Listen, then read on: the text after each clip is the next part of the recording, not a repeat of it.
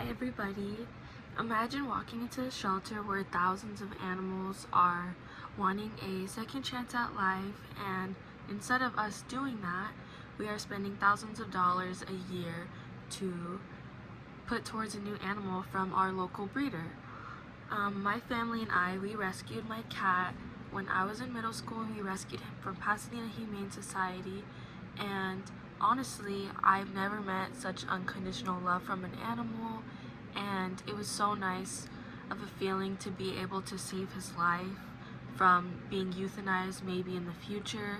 And it's just like a little new family member, so it's like a little baby. And then I think you guys should care, because I believe that many breeders are known to have harsh breed types. A lot of them do mix breeds, and especially if they're really popular, they really are benefiting from the money that you're giving them.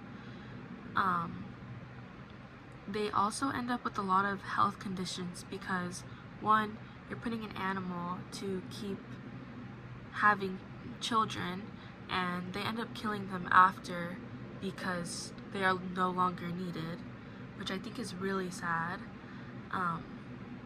And instead of this, we could be helping animals in shelters, because over 1 million are being euthanized a year because, one, they just weren't loved enough, or even shelters are too crowded nowadays. And then today I will be talking about the issues and the effects that puppy mills and local breeders have, and the solution on how we can help choose to save these animals' lives days by day. And then today I want to talk about the problem. A lot of the times, and something we all may not know, is most of the time these people are choosing to breed to gain the money, so it's basically like money laundering, and to profit off them, which doesn't benefit a lot of us in the end, because we do end up with sick animals. And you're putting your money towards an animal who really isn't going to have the life that they need and deserve. And the animal's not going to be able to live in their own body, and it's not even by a choice. And in addition, animals who come from shelters either end up homeless or being put down. And we are impacted by this problem when we choose to allow breeding to still happen, and these animals are suffering to live, and owners are having to deal with insufficient health of their animals over time. And we see this problem with a lot of listings, especially online, from Craigslist, Marketplace, etc. And a lot of pet stores actually benefit, and they profit puppy mills, if you guys weren't aware, and often backyard breeders who also fund puppy mills. And I wanted to say a statement from the Arizona Humane Society. In paragraph 1, they did say documented abuse at puppy mills include forced overbreeding, inbreeding, disease, overcrowding, filth, and hunger. And moms are forced to breed over and over with little, if any, veterinary care. Once they no longer reproduce, they're usually killed. So, as a society, why are we allowing people to take advantage of our money, but not only take advantage of our money, they're taking advantage of the animals? That's something I believe that needs to be talked about often. And this problem is happening because I don't think it's purposeful, but I don't know how many people cause and effects puppy mills really come with.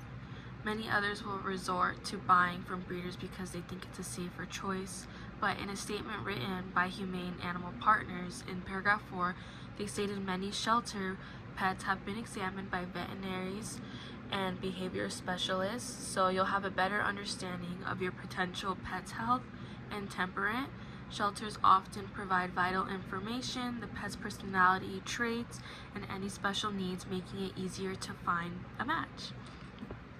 And the systemic causes of this issue are people paying the price to be able to own a designer-specific dog breed, and the dogs at shelter are usually there for a reason, because they aren't good housekeepers or even just lack of public education and awareness.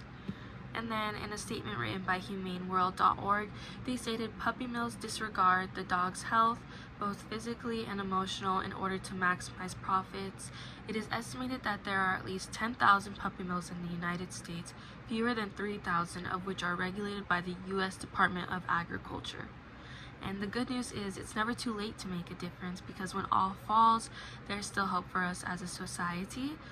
And the solution to this problem is, as many of you know, we did actually have a recent fire in Pasadena where thousands of animals were taken from their homes and taken to our local shelter to be examined and taken care of. And a lot of them actually need to still be rehomed. So many of us can benefit by doing as little as fostering these animals in our house until they are ready to move on to their new future home, and maybe some that are already in the process of that. And then I think this is one of the best solutions, because we are raising more awareness for shelters, and we're saving the lives of these animals who are being put in these organizations. And in a statement written by Pasadena Humane Society, in 2024, Pasadena Humane helped more than 55,000 animals through adoptions, wildlife rehabilitation, lost and found, veterinary services, training classes, and surrender prevention assistance. And to solve this issue, even today, consider adopting your next pet. Advocate for the future of our animals by not letting puppy mills be normalized, by using our social media platforms for more sustainable reasons like impact on shelters, and even volunteer at your local shelter. A statement written by Volunteering Solutions states animal volunteering can take many different forms, from working at a local shelter to providing foster care for homeless pets. No matter what type of animal volunteering you choose to do, there are many benefits to gain from the experience. Thank you.